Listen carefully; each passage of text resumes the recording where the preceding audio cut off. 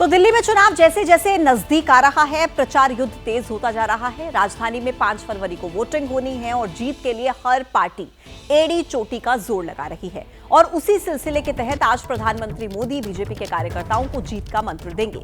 PM Modi मेरा booth सबसे मजबूत कार्यक्रम के तहत आज नमो ऐप के जरिए कार्यकर्ताओं के साथ संवाद करेंगे। दिल्ली में बीजेपी के करीब 2.25 लाख सक्रिय कार्यकर्ता हैं।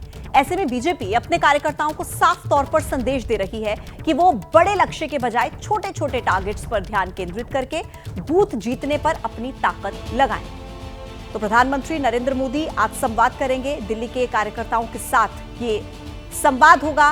बीजेपी ने दिल्ली वालों से भी इस संवाद में जुड़ने के लिए कहा है। तो कुल मिलाकर दिल्ली में देखिए चुनाव नजदीक हैं और ऐसे में सभी पार्टियां एड़ी चोटी का जोर लगा रही हैं कि कैसे राजधानी की सत्ता पर काबिज हुआ जाए।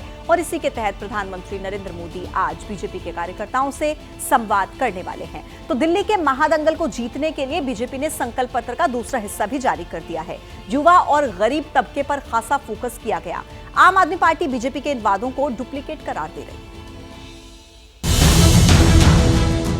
दिल्ली में बीजेपी 27 साल से सत्ता का सूखा झेल रही है। इस बार सूखा खत्म करने की प्लानिंग है, लिहाजा उसी पिच पर बल्लेबाजी की जा रही है जिस पिच पर केजरीवाल जीत की हैट्रिक लगा चुके हैं।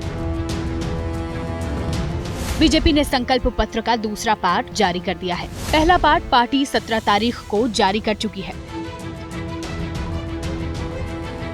हमारी सरकार बनेगी और हम दिल्ली में स्वास्थ्य हो, यातायात हो, बिजली हो, पानी हो, परिवहन हो आदि से जुड़ी जितनी समस्याएं हैं उनका हल करेंगे।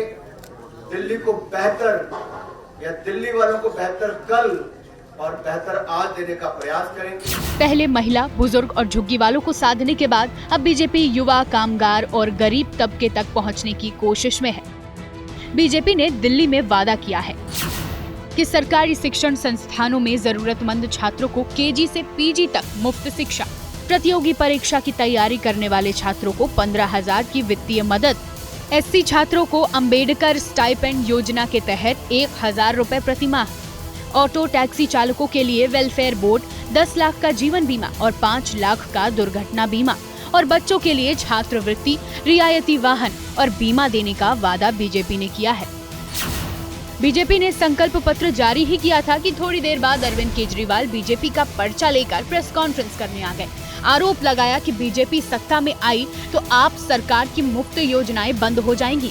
मैं दिल्ली के लोगों को चेतावनी देना चाहता हूं, ये बहुत खतरनाक पार्टी है।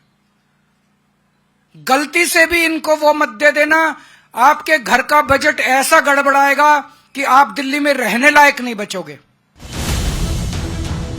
दरअसल ऑटो, झुग्गी और एससी समाज दिल्ली विधानसभा चुनाव में आपका कोर वोटर माना जाता है। इस बार आपके वोट बैंक में सेंध मारने के लिए बीजेपी भी फ्रीबीज का दावा चल रही है।